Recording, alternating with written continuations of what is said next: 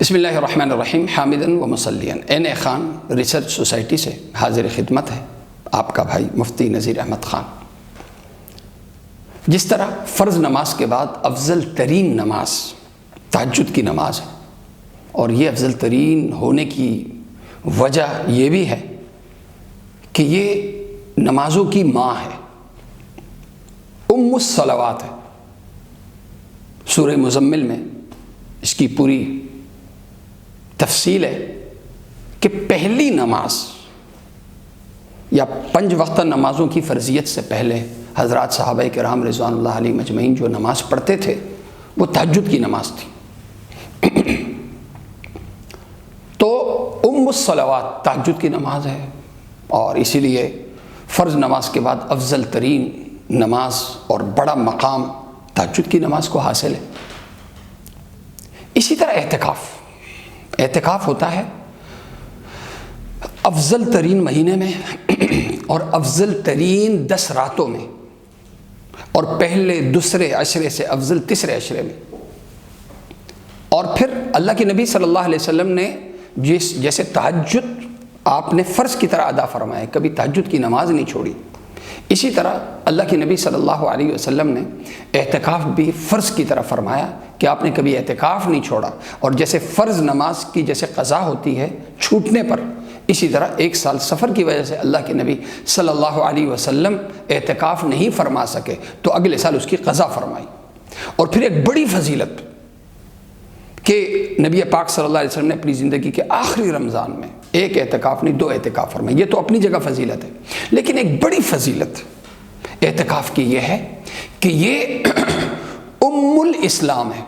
تہجد کی نماز ام الصلوات ہے، نمازوں کی ماں ہے، نمازوں کی بنیاد ہے، اور اعتکاف یہ پورے دین کی بنیاد ہے اور پورے دین کی ماں ہے۔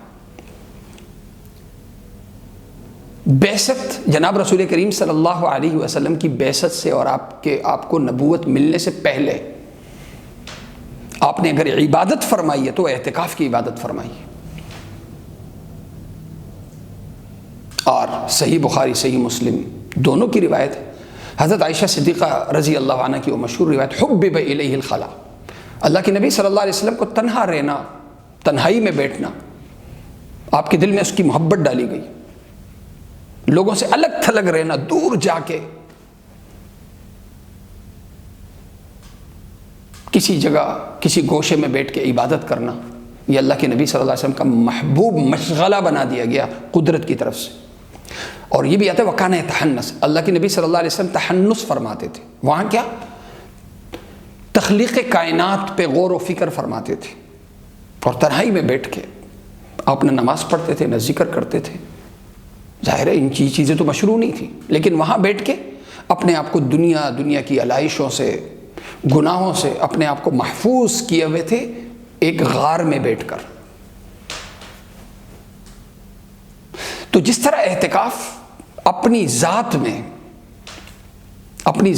عبادت تھا نبوت ملنے سے پہلے، آج بھی اعتکاف اپنی ذات میں عبادت ہی نہیں بلکہ تمام عبادات کے لیے جامع ہے۔ اتنی بڑی ام الاسلام ہونے کی وجہ سے اعتکاف کی اتنی بڑی فضیلت ہے کہ یہ تمام عبادات کے لیے جامع ہے، یعنی تمام عبادتیں یہ اپنے اندر سمیٹا ہوا ہے۔ ایک شخص ایک اعتکاف کر لے گویا اس نے ہر عبادت کر لی۔ سنن ابن ماجہ کی روایت ہے، حضرت عبداللہ ابن عباس رضی اللہ عنہما راوی ہیں کہ اللہ کے نبی صلی اللہ علیہ وسلم نے معتکف کے بارے میں ارشاد فرمایا، هو یعتکف الذنوب، ایک تو اعتکاف کر کے اپنے آپ کو گناہوں سے دور کر دیتا ہے۔